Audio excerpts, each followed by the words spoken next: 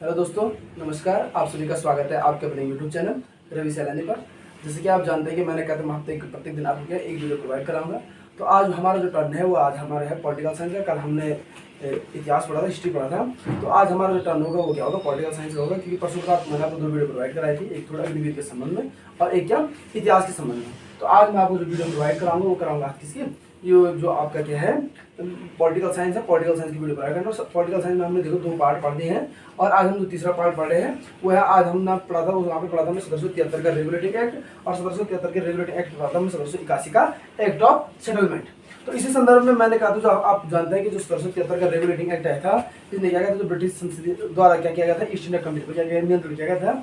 और मैंने कहा उसके पश्चात क्या हुआ कि आपके जो 1773 में के एक्ट के तहत क्या हुआ था, जो आपका कलकत्ता में सुप्रीम कोर्ट है, सुप्रीम कोर्ट की स्थापना हुई। इसके मुख्य न्यायाधीश कौन थे आपके, सर एलिजा इम्पे, और उसके अन्य सारे लिमेस्टर चैम्बर्स और हाइट थे। और मैंने कहा 1781 जो एक्ट आया उसमें जो ईस्ट इंडिया जो आपके 1773 के रेगुलेटिंग एक्ट में जो कमियां रह गई थी उसको 1781 के एक्ट में क्या किया गया था, पूरा किया गया था। ठीक, परंतु आज इसी संदर्भ में जो हमारा नेक्स्ट डे होगा वो होगा हमारा, आज डेट होगी आपकी 22/08/2022 को। हमारा टॉपिक है आज पॉलिटिकल साइंस का। और पॉलिटिकल साइंस का जो टॉपिक है हमारा वो है हमारा क्या, 1784 का पिट्स इंडिया एक्ट। ठीक है ना, 1784 का पिट्स इंडिया एक्ट, 1784 का पिट्स इंडिया एक्ट। ठीक है ना, अब तुमको जानते हो जैसे सभी लोग जानते हैं, तो हमने 1773 पढ़ा, 1773 के रेगुलेटिंग 1781 का एक्ट ऑफ सेटलमेंट पढ़ा। और आज जो हम पढ़ने जा रहे हैं वो पढ़ने जा रहे हैं क्या, 1784 का पिट्स इंडिया एक्ट। अब इस 1784 का पिट्स इंडिया एक्ट, इसका नाम सबसे पहले तो पिट्स इंडिया एक्ट क्यों पढ़ा, तो इसका नाम पिट्स इंडिया एक्ट इसलिए पढ़ा क्योंकि मैंने कहा उस समय ब्रिटिश के जो तत्कालीन प्रधानमंत्री थे उनका नाम क्या था, विलियम पिट। इन्होंने क्या किया था, ब्रिटिश संसद में प्रस्तुत किया था क्या, तत्कालीन ब्रिटिश प्रधानमंत्री, तत्कालीन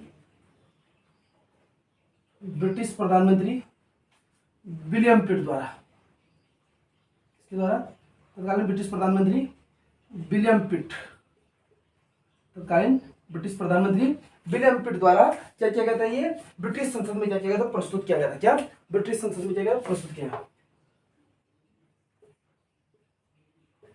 ब्रिटिश संसद में प्रस्तुत किया गया। किसके द्वारा, क्वेश्चन बनता है 1784 का जो पिट्स इंडिया एक्ट है वो तत्कालीन ब्रिटिश प्रधानमंत्री क्या विलियम पिट द्वारा क्या किया गया था, ब्रिटिश संसद में क्या किया गया था, प्रस्तुत किया गया था। अब जब ब्रिटिश संसद में ये आपका तत्कालीन ब्रिटिश प्रधानमंत्री जो आपके विलियम पिट थे उन्होंने प्रस्तुत किया, तो इसकी भी कुछ मुख्य विशेषताएं रहेंगी। तो इसकी जो पहली मुख्य विशेषता थी, मुख्य विशेषता, ठीक है ना, इसकी जो मैंने कहा मुख्य विशेषता थी, सबसे पहले जो इसकी मुख्य विशेषता थी वो थी आपके यहाँ पर क्या, कोर्ट ऑफ डायरेक्टर्स। क्या कोर्ट ऑफ डायरेक्टर्स को कंपनी के क्या व्यापारिक मामलों की क्या दी गई, अधीक्षण की क्या अनुमति दी गई। किसको, court of directors. Court of directors क्या दिया गया, कोर्ट ऑफ डायरेक्टर्स को क्या दिया गया, ये कोर्ट ऑफ डायरेक्टर्स निदेशक मंडल, क्या निदेशक मंडल, निदेशक कोर्ट ऑफ डायरेक्टर्स। जब मैंने कहा कि क्या दी गई, कंपनी के व्यापारिक मामलों की, कंपनी के व्यापारिक मामलों की अधीक्षण की अनुमति,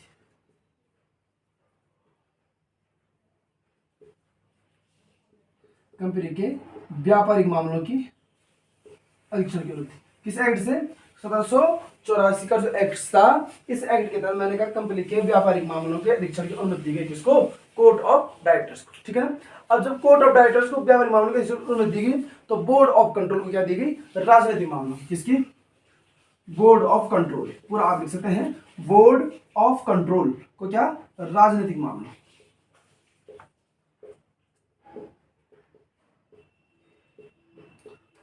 ठीक, कोर्ट ऑफ डायरेक्टर्स क्या देगी, व्यापारिक मामले की अधीक्षण की अनुमति। और कोर्ट ऑफ डायरेक्टर्स के लिए क्या, बोर्ड ऑफ कंट्रोल क्या किया गया, गठित किया गया। किसके लिए, राजनीतिक मामलों के लिए क्या किया गया, बोर्ड ऑफ कंट्रोल क्या किया गया, गठित किया गया।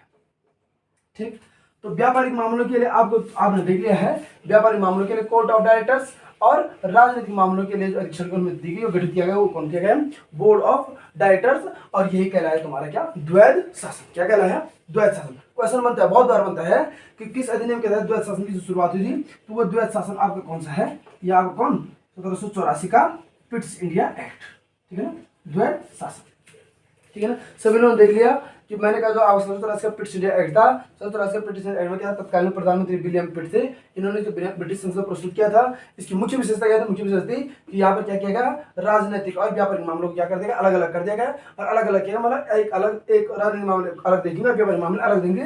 तो राजनीतिक मामलों के लिए आपके लिए बनाएगा बोर्ड ऑफ कंट्रोल, और व्यापारिक मामलों के लिए आपको बनाएगा क्या? बोर्ड ऑफ डायरेक्टर्स, जिसने क्या कंपनी के व्यापारिक मामलों की क्या की थी? अधीक्षण क्या की थी? अधीक्षण किया था। ठीक है ना। अब इसी में आता है ब्रिटिश सरकार को भारत में कंपनी तथा प्रशासन संबंधी कार्यों का पर पूरा नियंत्रण का क्या प्रदान किया? मतलब ब्रिटिश सरकार क्या करती थी? ब्रिटिश सरकार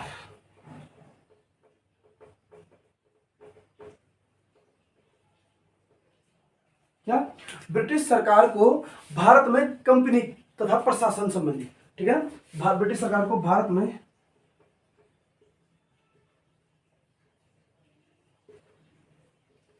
कंपनी तथा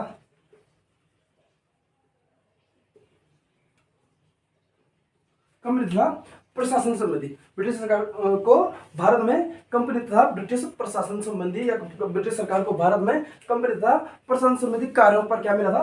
पूर्ण नियंत्रण करने का अधिकार। कार्यों पर पूर्ण नियंत्रण क्या मिला था? पूर्ण नियंत्रण। बहुत बार आता है क्वेश्चन, ठीक है ना, कि किस एक्ट के तहत ब्रिटिश सरकार को भारत में कंपनी के प्रशासन पर पूर्ण नियंत्रण का अधिकार मिला था, या प्रदान किया गया था? तो वो कौन सा था? आपका 1784 का पिट्स इंडिया एक्ट। किस एक्ट के तहत कंपनी को भारत में जो प्रशासन संबंधी पूर्ण नियंत्रण प्रदान किया गया? तो वह आपका कौन? 1784 का पिट्स इंडिया एक्ट। और क्या है यहाँ पर जो गवर्नर जनरल की परिषद की सदस्य संख्या थी, पहले गवर्नर जनरल परिषद की सदस्य संख्या थी तुम्हारी कितनी? 4। गवर्नर जनरल की परिषद की सदस्य संख्या, गवर्नर जनरल की परिषद की सदस्य संख्या 4 से कितनी कर दी गया? 3 रहेगी। कितनी रहेगी? 3। क्वेश्चन आता है कि गवर्नर जनरल की परिषद की सदस्य संख्या कितनी होगी? 3 होगी। ठीक है ना। अब क्या किया? तो आपका जो मद्रास और बॉम्बे था, कौन? मद्रास और बॉम्बे, कौन? मद्रास और बॉम्बे। मद्रास और बॉम्बे आता है, मद्रास बॉम्बे, मद्रास और बॉम्बे को क्या बंगाल सरकार क्या कर दिया गया था? अधीन कर दिया गया था। ठीक है ना, बंगाल सरकार के अधीन।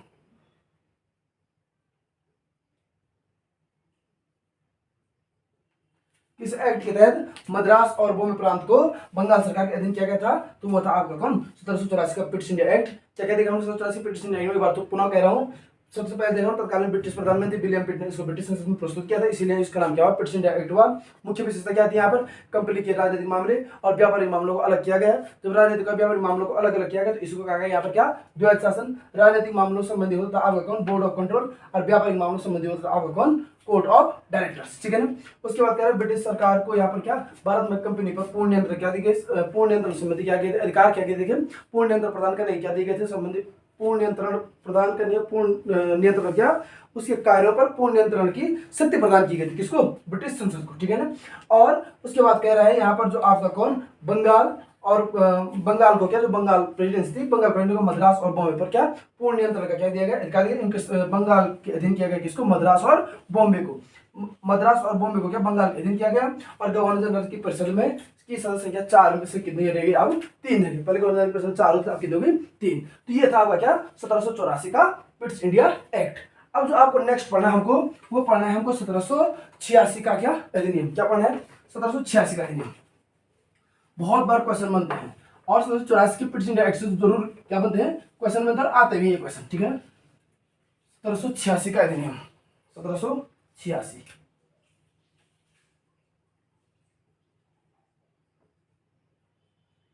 1786 के अधिनियम। ठीक, अब इस 1786 का अधिनियम क्या था आपका?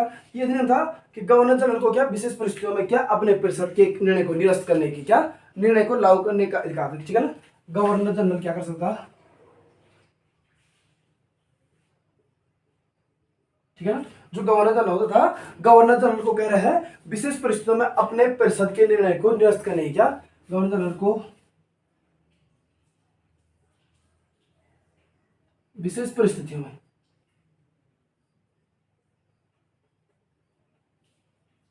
गवर्नर जनरल को विशेष परिस्थितियों में अपने परिषद के निर्णय को, क्या अपने परिषद के निर्णय को निरस्त करने का कहा।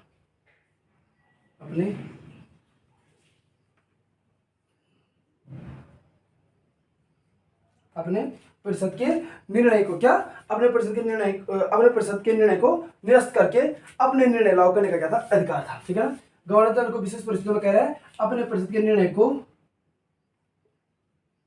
निरस्त करके अपने निर्णय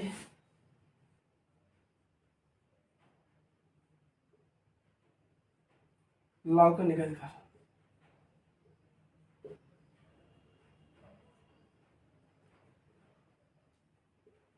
निर्णय लागू करने का था अधिकार। ठीक है ना।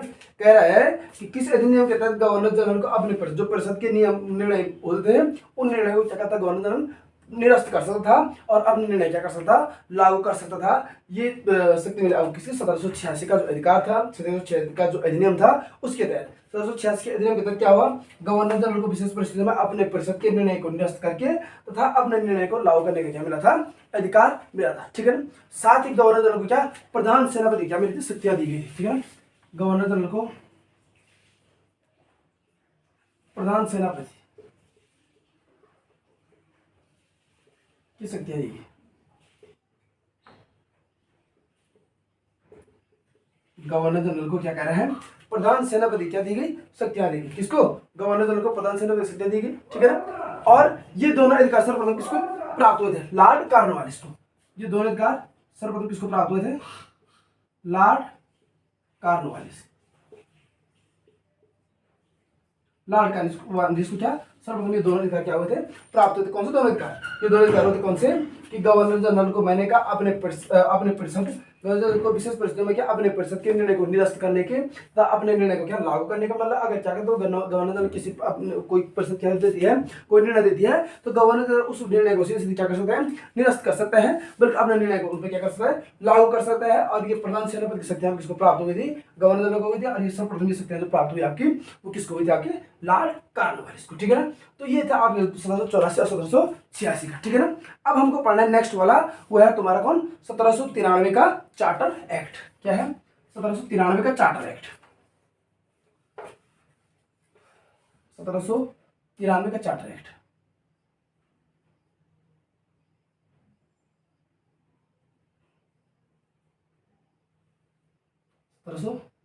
तिरानवे का चार्टर एक्ट हमने देखा 1784, 1786 और अब हम देख रहे हैं क्या 1793 का क्या जो आपका चार्टर एक्ट। इसमें देखो एक चीज मुख्य था, वो था क्या, कंपनी के व्यापार अधिकारों को 20 वर्षों के लिए क्या कर दिया गया था, बढ़ा दिया गया था। ठीक है ना।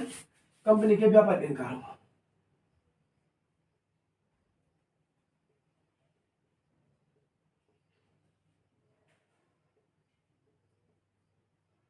कितने वर्षों के लिए, 20 वर्षों के लिए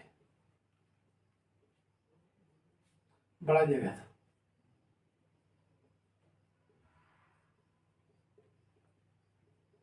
किस अधिनियम के तहत कंपनी के व्यापारिक अधिकारों को 20 वर्षों के लिए क्या बढ़ा दिया गया था, वो था आपका 1793 का चार्टर एक्ट। ठीक है ना। और नियंत्रक मंडल के सदस्यों को भारतीय राजस्व से या नियंत्रक मंडल या तुम्हारे क्या नियंत्रक मंडल के सदस्यों को भारतीय राजस्व से वेतन देने की क्या की गई, व्यवस्था की गई। ठीक है ना। नियंत्रक मंडल के सदस्यों को नियंत्रक मंडल के सदस्यों को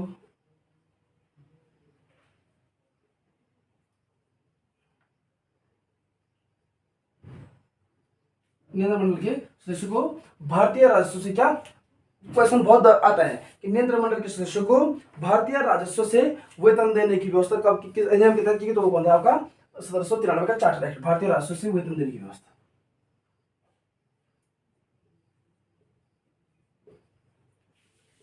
भारतीय राजस्व से वेतन देने की क्या व्यवस्था की। ठीक है ना। तो किस अधिनियम के तहत 1793 का चार्टर एक्ट, 1793 चार्टर एक्ट क्या हुआ, सबसे पहले कि कंपनी के व्यापारिक अधिकारों को कितने वर्षों के लिए बढ़ा दिया गया, 20 वर्षों के लिए बढ़ा दिया गया। और नियंत्रण मंडल को भारतीय राजस्व से वेतन देने की क्या की गई, नियंत्रण मंडल के सदस्यों को भारतीय राजस्व से वेतन देने का अधिकार दिया गया, भारतीय राजस्व वेतन देने की व्यवस्था की गई, वह आपका 1793 का चार्टर एक्ट। अब कह रहा है 20 वर्षों के लिए बढ़ा दिएगा, तो मतलब 20 वर्ष जोड़ना है हमको, तो 3 9 और 2 11 7 और 1 8 मतलब 1813। तो अब हमको जो पढ़ना है वो पढ़ना है हमको कौन सा, 1813 का चार्टर एक्ट, ठीक है ना। तो 20 वर्षों के लिए बढ़ा दिएगा, तो अब सीधे 20 वर्ष के बाद हम पढ़ेंगे, तो जो हमारा नेक्स्ट होगा आपका वो होगा हमारा कौन सा, 1813 का चार्टर एक्ट,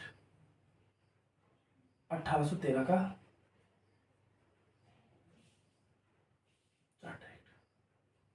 बहुत बार क्वेश्चन बनते हैं और 1813 का चार्टर एक्ट बहुत ज्यादा क्या हो जाता है, इंपॉर्टेंट हो जाता है, किसकी दृष्टि से, परीक्षा के दृष्टि से, ठीक है ना। क्या कंपनी के अधिकार पत्र को 20 वर्षों के लिए क्या कहते हैं और बढ़ा दिया, इस एक्ट में क्या किया, कंपनी के अधिकार पत्र को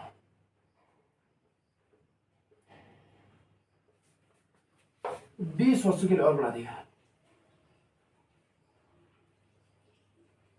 20 वर्षों के लिए बढ़ा दिया। आता है कंपनी के अधिकार पत्र को पहले 1793 चार्टर एक्ट में 20 वर्षों के लिए बढ़ा दिया गया, ठीक है। 1793 के जो चार्टर एक्ट था, कंपनी का व्यापार अधिकार था उसको भी 20 वर्षों के लिए बढ़ा दिया गया, और यहाँ पर कह रहा है जो कंपनी का अधिकार पत्र था उसको भी क्या कर दिया गया, 20 वर्षों के लिए बढ़ा दिया गया। कौन से एक्ट के तहत, 1813 के चार्टर एक्ट के तहत, ठीक है ना। अब कह रहा है कंपनी का भारत के साथ व्यापार में क्या था, एक अधिकार क्या कर दिया, समाप्त किया, कंपनी का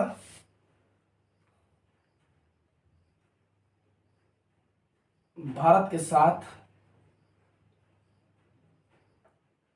व्यापार पर एक अधिकार क्या कर देगा, समाप्त कर देगा।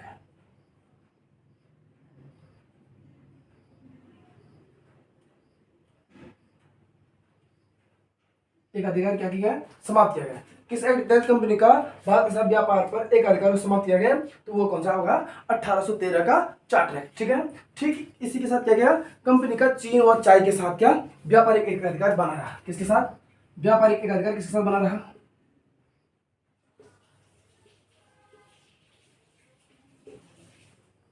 व्यापारिक एक अधिकार सब चीन और चाय के साथ, ठीक है ना। कंपनी के अधिकार पत्र को 20 वर्षों के लिए बढ़ा दिया 1813 का चार्टर एक्ट, और कह रहे कंपनी का भारत के साथ व्यापारिक एक अधिकार क्या कर दिया गया था, समाप्त, मतलब जो कंपनी सिर्फ भारत के साथ क्या व्यापारिक एक अधिकार था, सिर्फ वही व्यापार करते थे, उसको क्या कर दिया, समाप्त किया गया। परंतु इस व्यापारिक एक अधिकार को किसके साथ बनाए रखा गया कंपनी का, वो है चीन और चाय, मतलब चीन और चाय के साथ सिर्फ व्यापार कौन कर सकता है, आप ये कौन कर सकती है, कंपनी कर सकती है, ठीक है ना।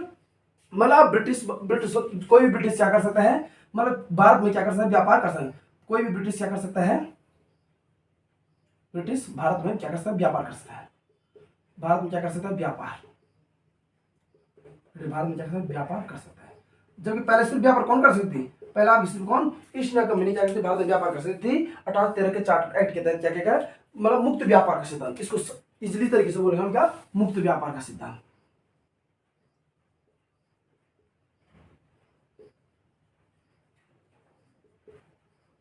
मुक्त व्यापार का सिद्धांत, ठीक है ना। किस एक्ट के तहत मुक्त व्यापार का सिद्धांत लागू हुआ, 1813 का चार्टर एक्ट, मतलब इस एक्ट के तहत पहले क्या होता था कि 1813 का चार्टर एक्ट था, इस एक्ट से पहले क्या होता, जो कंपनी थी वो क्या सिर्फ भारत के साथ क्या व्यापार कर सकती, अन्य कोई भी ब्रिटिश भारत के साथ व्यापार नहीं कर सकता था। परंतु 1813 के चार्टर एक्ट में क्या किया, कंपनी का भारत के साथ जो व्यापारिक एक अधिकार था इसको क्या कर देगा, समाप्त कर देगा, मतलब अब कोई भी ब्रिटिश भारतीयों के साथ क्या कर सकता है, व्यापार कर सकता है। और चीन और चाय के साथ, एक चीज ध्यान सुना, चीन और चाय के साथ अभी भी क्या कंपनी का था, व्यापारिक क्या था, एक अधिकार था, ठीक है ना। और इस एक्ट देता है क्या, ईसाई मिशनरियों को भारत में धर्म प्रचार क्या मिली, अनुमति मिली, ठीक है ना। ईसाई मिशनरियों को भारत में धर्म प्रचार की अनुमति, ईसाई मिशनरियों को भारत में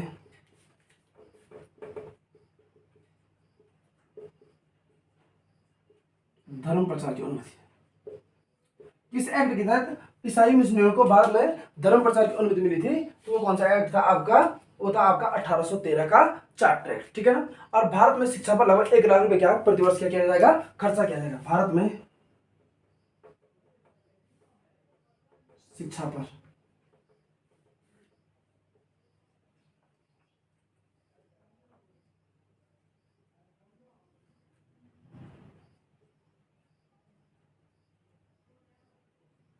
भारत में शिक्षा पर प्रतिवर्ष क्या 1 लाख रुपया खर्चा किया जाएगा, ये किस एक्ट के तहत सब प्रबंध हुए थे ये आपके 1813 के चार्टर एक्ट। तो 1813 के चार्टर में क्या क्या हुआ था, कंपनी के अधिकार पद को 20 वर्षों के लिए बढ़ा दिया गया। कंपनी भारत के साथ अब क्या करती, व्यापारिक जो एक अधिकार था वो क्या हुआ था, कंपनी का भारत के साथ व्यापारिक अधिकार समाप्त हो गया था।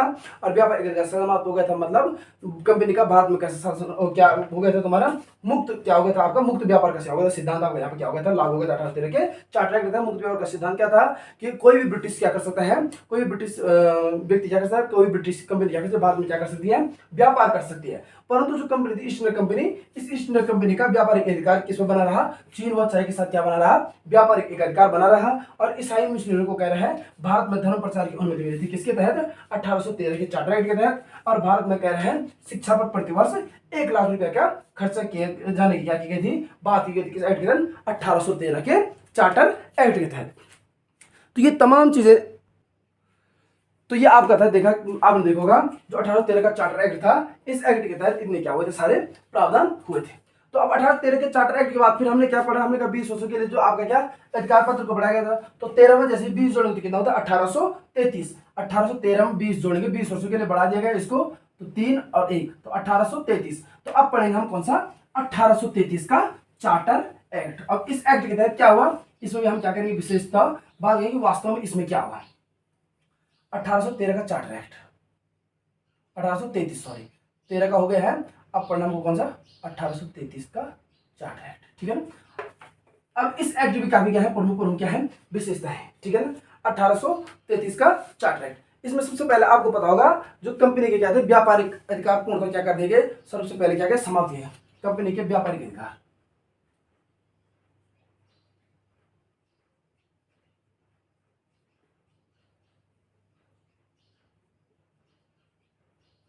कंपनी के व्यापारिक अधिकार पूर्णतः समाप्त किए गए। किस एक्ट के तहत कंपनी के व्यापारिक अधिकारों को पूर्णतः समाप्त किया गया, तो वो कौन सा एक्ट आपका, 1833 का चार्टर एक्ट, ठीक है ना। अब कह रहा है जो कंपनी का कार्य था वो ब्रिटिश की ओर से भारत पर क्या शासन का नहीं रहेगा, ब्रिटिश शासन की ओर से या ब्रिटिश शासन की ओर से क्या रह गया, मतलब जो कंपनी का कार्य था वो सिर्फ क्या रह गया, कंपनी का कार्य क्या रह गया, ब्रिटिश शासन की ओर से क्या भारत पर क्या करना, शासन करना। मतलब इनका सिर्फ मुख्य काम रह गया, व्यापारिक अधिकारों को समाप्त कर दिया गया, सिर्फ भारत पर इनका मुख्य उद्देश्य क्या रह गया, शासन करना, ठीक। मतलब जो कंपनी का कार्य था, मैंने कहा कंपनी का कार्य अब सिर्फ क्या रह गया, भारत पर क्या करना, इनको शासन करना, ठीक है ना, ठीक। परंतु जो आपको बताओ जो बंगाल का गवर्नर जनरल था उसको क्या कहा जाने लगा यहाँ पर, भारत का गवर्नर जनरल, ठीक है ना। बंगाल के गवर्नर जनरल को, बंगाल के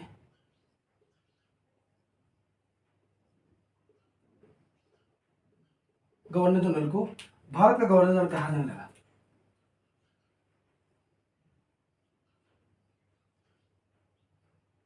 बंगाल के गवर्नर जनरल को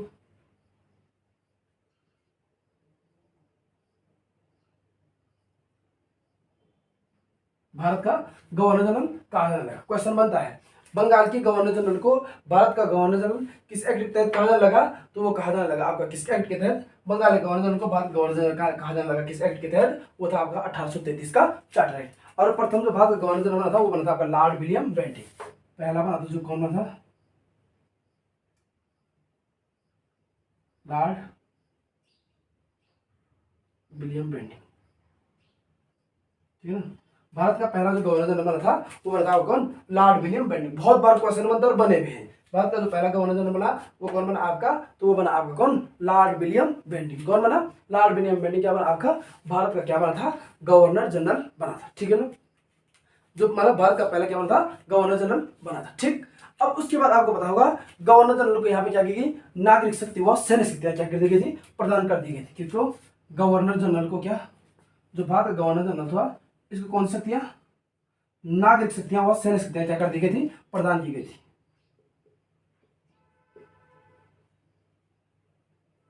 नागरिक शक्ति वो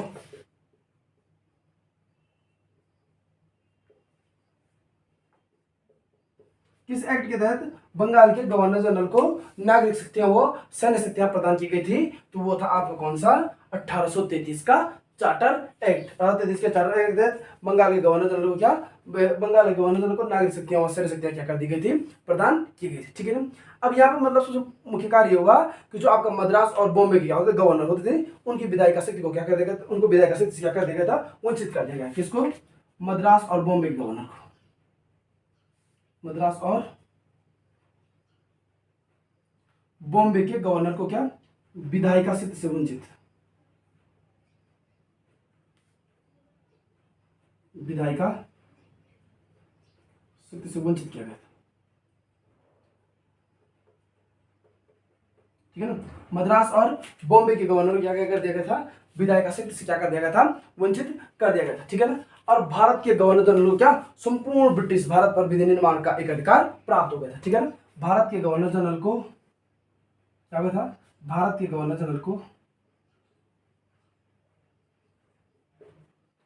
भारत के गवर्नर जनरल को संपूर्ण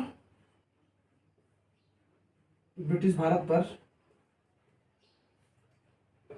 नियंत्रण, भारत के गवर्नर जनरल क्या हो गया था, संपूर्ण ब्रिटिश भारत पर क्या हो गया था, विधि निर्माण हुआ एक अधिकार दिया गया। भारत के गवर्नर जनरल को संपूर्ण ब्रिटिश भारत पर नियंत्रण वो एक अधिकार क्या हो गया था, प्राप्त हो गया था।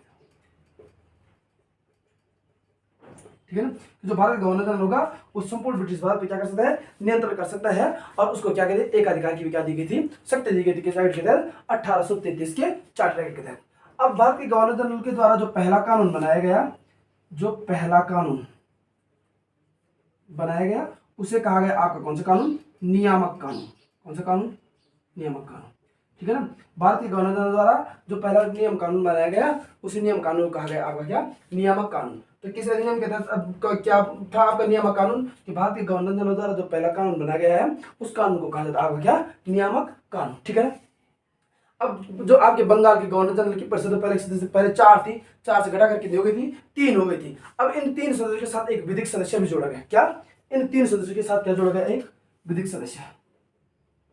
3 सदस्यों के साथ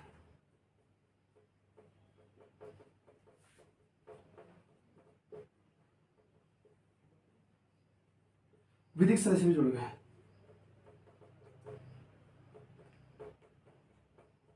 3 सदस्यों के साथ क्या क्या किया गया, एक क्या जोड़ा गया, विधिक सदस्य भी जोड़ा गया। ठीक है ना। और विधिक सदस्य जोड़ा गया तो गवर्नर जनरल को यहाँ पर क्या, राजस्व संबंधी भी क्या पूर्ण अधिकार क्या हो गए थे, प्राप्त हो गए थे। ठीक है।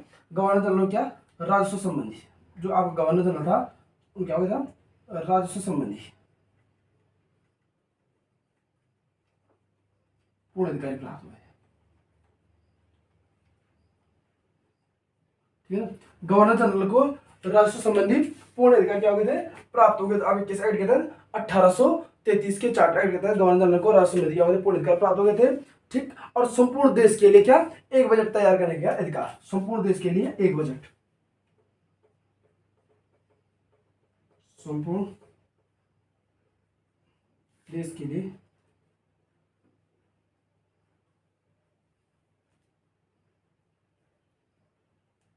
आता है। संपूर्ण देश के लिए एक बजट तैयार करने का जो अधिकार मिला था किसको, गवर्नर जनरल को। वो कौन सा एक्ट था आपका, 1833 का चार्टर एक्ट। ठीक है ना। और कह रहे हैं इसी एक्ट के तहत क्या, आपके क्या, विधि आयोग का गठन हुआ था। किस एक्ट के तहत, 1833 के चार्टर एक्ट के तहत क्या हुआ था, विधि आयोग का गठन। बहुत बार आता है 1833 के चार्टर एक्ट के तहत क्या हुआ था, विधि आयोग का गठन हुआ था। और इसमें जो आपके किसके थे, लॉर्ड मैकाले की अध्यक्षता में क्या, विधि आयोग को क्या किया गया था, गठन किया गया था, लॉर्ड मैकाले,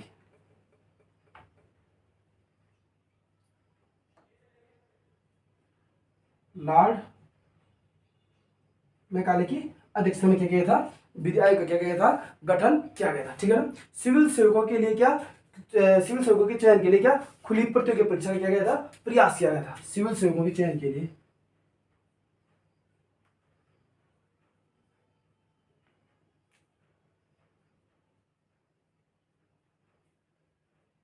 प्रतियोगी परीक्षा का चयन, प्रतियोगी परीक्षा का प्रयास, सॉरी, प्रतियोगी परीक्षा का प्रयास किया गया। सिविल सेवकों के लिए क्या किया गया था, प्रतियोगी परीक्षा का क्या किया था, प्रयास किया गया था। किस एक्ट के तहत, 1833 के चार्टर एक्ट के तहत। ठीक है ना। और कंपनी में भी क्या किसी भी पद पर क्या भारतीयों के साथ कोई भी भेदभाव नहीं होगा। ये नियम भी बना था किसमें, तुम्हारा 1833 के चार्टर। अगर कोई भारतीय क्या योग्य है कंपनी के पद पर आने के लिए तो उसके साथ किसी प्रकार क्या नहीं किया जाएगा, भेदभाव नहीं किया जाएगा। ठीक है। कोर्ट ऑफ डायरेक्टर्स के विरोध, ऐसा नियम कानून बना था क्या कि आपका जो आगे क्या होगा कंपनी का कोई पद होगा उसमें भारतीय के साथ कोई भी क्या भेदभाव नहीं होगा, परंतु आपका क्या होगा जो कोर्ट ऑफ डायरेक्टर्स था उसके विरोध में यह प्रावधान क्या नहीं हो सका, लागू नहीं हो सका। परंतु यहाँ पर इस एक्ट का एक प्रमुख कार्य और हुआ, भारत में आगे क्या होती दास प्रथा। भारत में दास प्रथा आपको पूरा लिखना है। भारत में दास प्रथा क्या किया गया है, गैर कानूनी घोषित किया गया है।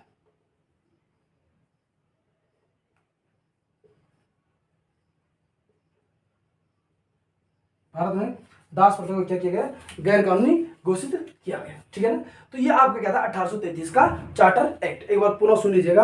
1833 का जो हमने पढ़ा चार्टर एक्ट पढ़ा, इसमें हमने पढ़ा कंपनी के व्यापारिक अधिकारों को क्या कर दिया गया था, पूर्णतः क्या किया गया था, समाप्त किया गया। जब कंपनी के व्यापारिक अधिकार 1833 के चार्टर एक्ट के तहत पूर्णतः समाप्त किए गए तो अब ब्रिटिश जो संसद थी या ब्रिटिश अब कंपनी का कार्य था, कंपनी का क्या था, ब्रिटिश शासन की ओर से अब क्या करना, भारत में क्या करना, बस शासन करना है। मतलब इनको क्या करना, अब सिर्फ भारत में कंपनी को क्या करना, भारत में शासन करना, किसी प्रकार का व्यापारिक अधिकार नहीं था। बंगाल का जो गवर्नर जनरल था, बंगाल के गवर्नर जनरल को क्या कहा गया, यहाँ पर भारत का गवर्नर जनरल कहा जाने लगा।